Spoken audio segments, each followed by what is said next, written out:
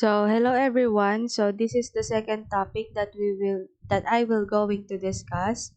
So this is about user interface design and user experience design. So it is important for us to learn about user interface design and user experience design because these two will help us to visualize our outputs. When I say outputs, I pertain to or I refer to uh, the visualization of uh, user interface of our system, yung magiging mukha ng system or ng software natin. So, mas mapapadali yung development ng user interface design and user experience design or mas malalong mapapadali yung development ng system natin or ng software natin with the use of user interface design and user experience design. So, hindi naman ibig sabihin na magde-design tayo ng isang software or ng isang system is kailangan develop na, hindi po yun. So, i-design natin yung magiging itsura ng system natin or ng software natin para alam natin kung paano yung magiging process flow ng isang user interface or ng isang software or ng isang system once na ginamit na siya ng end user. Kumbaga, as a developer or as a project manager or system analyst, we put ourselves in the shoes of the end users that or who will be who use kung sino gagamit ng system mismo or ng software na i-develop. So what is user interface design? So user interface design or UI design is concerned with predicting what users may need to do and ensuring that the interface contains elements that are simple to access. Kasi kapag hindi simple to access yung software natin or ng system development or ng system natin, hindi siya magiging user-friendly in a sense na tatamarin yung mga end users na gamitin yung system natin. Imbes na mapadali ng system or ng software yung mga task, lalong mapapahirap or magiging complicated yung process ng paggamit ng system or ng software natin. So, it affects then the usability and acceptability of the system or ng software.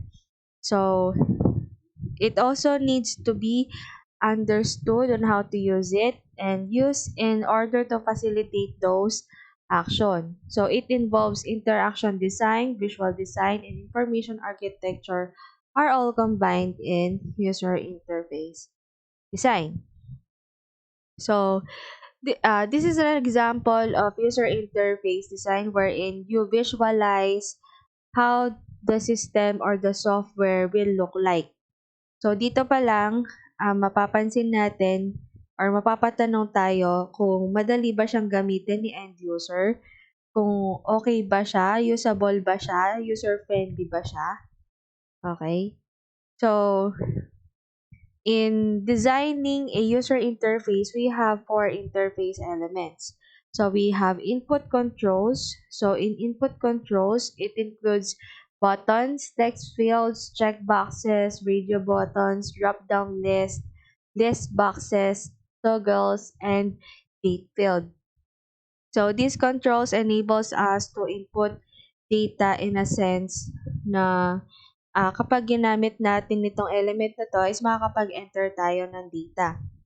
Next is navigational components. So, navigational components, it includes breadcrumbs, sliders, search field, pagination, slider, tags, and icons. So, these components enables the system on paano siya nagpa-flow. So, pagination ba through slides? Okay? Yan. And then, we have the informational components that includes tooltips, icons, progress bar, notifications, message boxes, and modal windows. So, information components, these are the components that that contains information. For example, sa notification, paano ba magiging itsura ng notification kapag na-notify si user? Ganon. And then the containers, this will be the body of all the elements. Next, we have the principles of user interface design. So we have three principles in designing a user interface. So we have the organize, economize, and communicate. So these principles, kapag sinabuhay natin ito or we take necessary of these principles, it helps for us to design a user interface based on uh, its freshness. Pag sinabi kong freshness, parang maluwag sa paningin ng end user. So, economize in a sense na madali siyang ma-access, and communicate in a sense na between the end user and the system itself, no, madaling maintindihan ni end user kung para saan ba yung mga buttons na kakailanganin. Okay, the first one is the organized principle. So, as you can see, nakikita nyo naman siguro yung difference ng chaotic screen and ordered screen. Siguro naman mas maganda sa mata yung maayos tingnan. So, kapag maayos tingnan, mas mapapadali yung access ni user doon sa system na gagawin natin or ng software. So, under organized principle, we have the consistency, screen layout, relationships, and navigability. So, in consistency, we have the internal consistency, external consistency, and real-world consistency. And there is more, there will be the time na, there will be the time that you don't have to be consistent. Okay, so in consistency, we make sure that all the elements should harmonize together and consistent in a certain elements such as typography, colors, etc. and etc. So, for example, dito sa internal consistency, pag sinabi natin internal consistency, yung mga buttons or mga input elements, yung kung paano natin siya i-organize. So, for example, kapag radio button ang gagamitin, radio button lahat ng gagamitin. Kapag buttons lahat ng gagamitin, buttons lahat ng gagamitin. So, we make sure that all the elements that we are using are consistent. Next, we have the external consistency. When we say external consistency, yung magiging mukha. So, in external consistency, we make sure that yung gagamitin natin mga fonts, mga icons is consistent. Kasi consistent takes measure on the strength, on the harmony of the user interface itself. And magiging strength din nun yung brand ng isang system. Kasi pagdating kasi sa company, kapag nagpapadevelop ng system si client, we make sure that yung colors na ginagamit ni client, lalong-lalo na kung business yan, yung colors na ginagamit ni client, kailangan binabagay din natin doon sa system or no software na dinidevelop natin para mas maging strong yung branding niya. For example, si Jollibee, nagpagawa sa'yo ng system, si Jollibee, yung ordering system. Ano ba yung kulay ni Jollibee, 'di ba? Kulay red. So, kung kulay red yung logo ni Jollibee, okay, ang gagamitin mong kulay is what blends with red. Okay, blends with red, and you make sure that you use the color red. Next, we have the real-world consistency. So, when we say real-world consistency, these are the elements that we make sure na magagamit ni end user. So, you have to ask yourself as a user interface designer, kapag ba nilagay ko tong button na to, magagamit ba siya ni user interface? Or magagamit ba siya ni end user rather? Ayun. And then, screen layout principle. So when we say screen layout principle, under that we have the grid structure, standardized screen layout, and group related elements. So these are the ways on how to organize all the elements inside the container. So sa grid structure. So grid structure, the grid itself help us to make sure that all the elements are aligned and at the same time, magiging organized siya. So, hindi lang sa picture ginagamit sa grid, hindi lang sa painting, hindi lang po sa drawing. So, ginagamit din po siya kapag gumagawa tayo ng user interface design. Next, we have the standardized screen layout. So, there are certain tools in wireframing. Kumbaga, doon din natin ginagawa yung mga user interface design natin na meron siyang sariling settings. Okay? So, parang merong mga ratio-ratio yan, ganon. And then, parang mas mapapa-easy or mas mapapadali yung pag-design ng user interface. So, that way is what we call the standardized screen layout. Next, we have the relationships. So, relationships. So, when we say relationships, we should, in this principle, all the elements should connect with each other. So, kailangan, makikita mo naman kung may connect yung mga elements or wala. Okay, in the left, no, parang chaotic siya, hindi siya consistent, pero may mga elements na hindi siya appropriate. And then sa right, clear, consistent yung mga elements. Okay, kita mo naman, rectangle yung isa, and then rectangle lahat. Okay, pattern that shows consistency, appropriate, and strong yung connection ng bawat elements. Okay, so that is relationship. Next, we have the navigability. So, navigability enables the users to navigate efficiently, to navigate the buttons efficiently. So, sa left, makikita mo, poor design kasi ang dami nga nakalagay and parang hindi siya organized in a sense na hindi alam ni user kung paano ina-navigate yung mga buttons or kung paano ina-navigate yung mismong system or nung isang software. While sa right, okay, organize siya and then makikita yung mga buttons and then parang na-visualize ni end user na mas madaling gamitin kasi navigable siya. Ayun. Okay. When we say navigability then, it is our way on how to organize a certain elements container by container. Kaya doon natin ginagamit yung scroll button, pagination, etc. Next, economize principle. So under economize principle, we have the simplicity, clarity, distinctiveness, emphasis, and under the communicate, we have the typography and the color. So simplicity.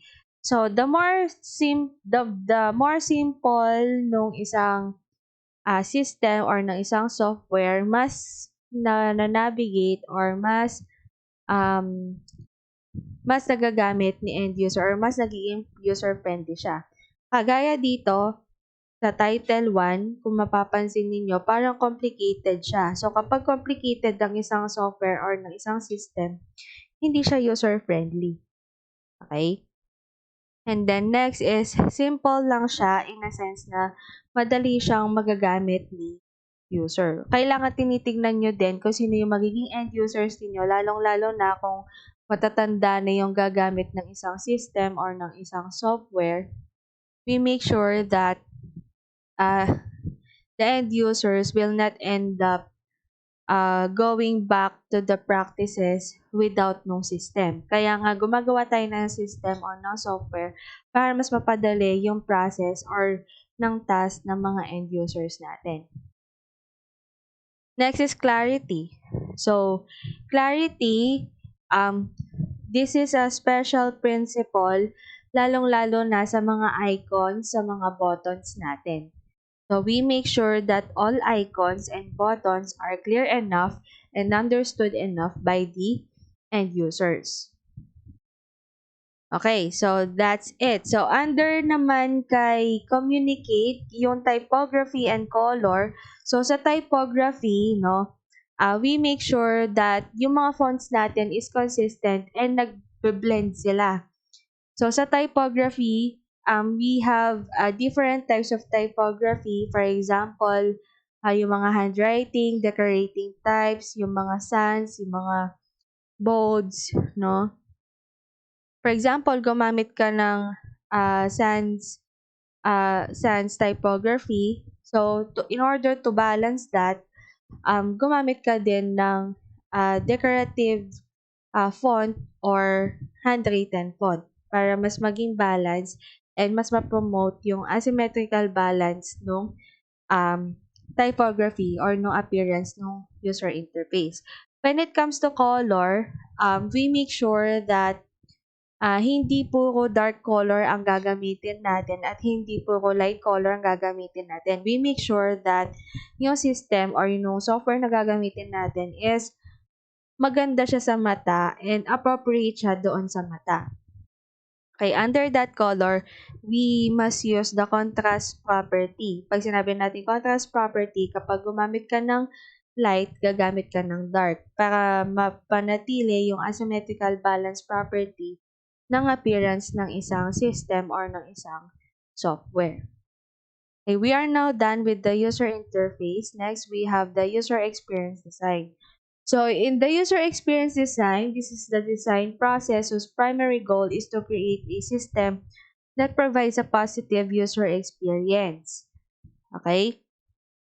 As a result, UXD incorporates theories from a variety of disciplines including user interface design, usability, accessibility, information architecture, and human-computer interaction. So in user experience design, we make sure that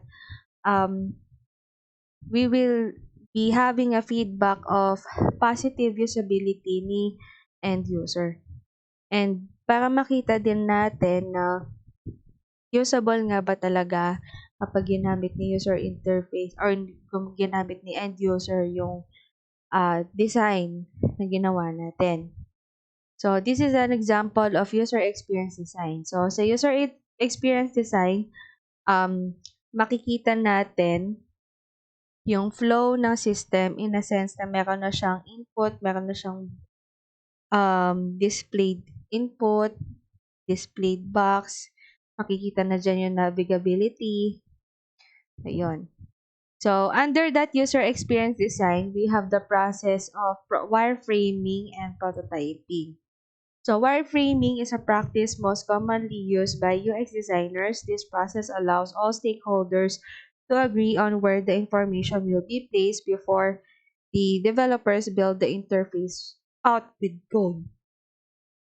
So, wireframing and prototyping, as I've said before, we visualize on how the users will be using the system or the software. So this is the process on, or this is the way on how we design the user interface, and at the same time, we experience, or we feel in the shoes of the end users, no, on how they access, on how they use the software or the system.